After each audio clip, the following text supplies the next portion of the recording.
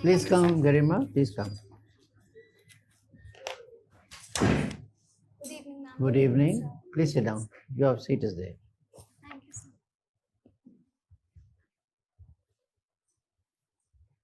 Settled? Yes, sir. Thank you, sir. So tell us about yourself briefly. Yes, sir. So my name is Garima. I was born and brought up in Buxar district of Bihar. Thereafter, I went on to do my graduation from Kirodimal College, University of Delhi, after which I have been preparing for the civil services. In my free time, I like to listen to podcasts, which are mostly in the self-help and self-improvement genre. So, Garima, I was very happy to see you were awarded Best Essay on Women Empowerment by a UN forum. So, what were the points that you mentioned in this essay on how to empower women?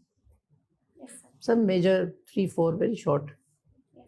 So in this essay, first of all, I talked about what are the major challenges that are prevailing the situation of women in India at present. And thereafter, I tried to address them in different dimensions. For example, with respect to the political challenges, I talked about how political empowerment of women is going to change the landscape from women empowerment to women-led development. Thereafter, I also talked about the economic empowerment of women, wherein how we can take small steps to significantly increase the labor force participation rate of women.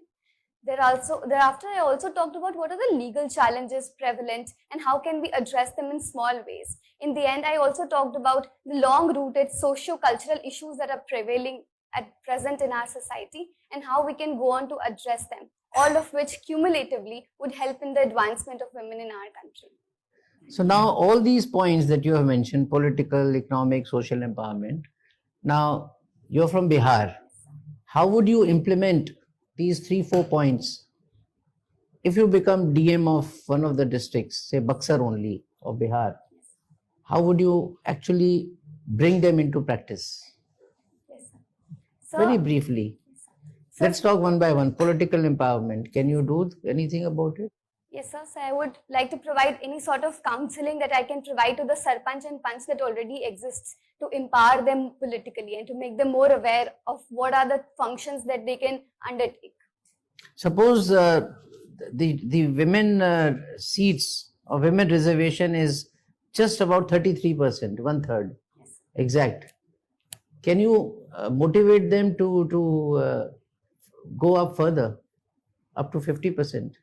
Yes, sir. So at present, Bihar government already has at least 50%, and in practical, it is 52% who are holding it at present. Right. Economic empowerment of So Bihar. I think self-help groups would play a very important role. So I'll help them to provide them knowledge of any schemes that are available at present. For example, the Saksham Learning Centers, Mahila E-Heart, which would help them get integrated in the MSME value chain. Sir, for the social empowerment, I would first of all empower them in terms of their health and nutritional aspect, make them aware about it, provide them vocational education and skills that would help them, and also provide them any counseling with regard to domestic violence or other issues that they are facing. This prohibition in Bihar prevented some domestic violence? Has it helped? Yes, sir. So prohibition was a policy which was implemented because of the plague, because of the condition that women were facing in Bihar. And I think it has immensely helped and improved the condition of women in Bihar. So, Garima, you are a accountancy student also. Yes, sir. Now, the budget is presented annually by the union government, also the state governments. Now, there are 3, 4 statements: profit and loss, balance sheet, funds flow statement. What exactly is the form of budget?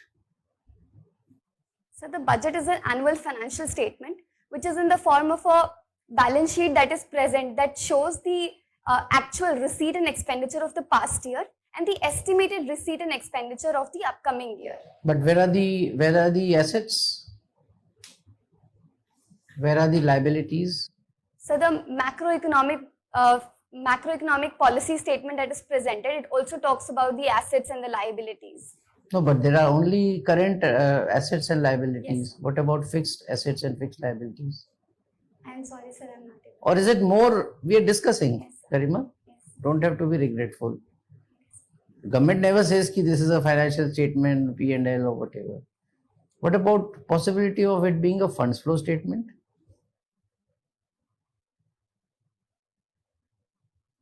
Sir, I'm not- You have no idea, doesn't matter. So let me come to commerce. Is it okay? Suppose if we are trying FTA with the UAE, FTA with Australia, European Union, suppose a situation comes that the entire we are free trade world. Anywhere you can, whichever quantity, whichever product you can trade with any country. How would India gain and how would India lose? Sir, if there was a scenario, then India would gain in terms of the services that it would export to the other economies, because that is the proficiency of India. In terms of goods, we have competitiveness in a lot of product, but India would stand to lose in terms of the cheap electronic goods that would be flooded in India, which India is still developing its infrastructure for. So I think that would be a minus point, and the services sector would be a plus point for India. Okay. My last question. In the last budget, in this budget, you are a commerce and accountancy student also.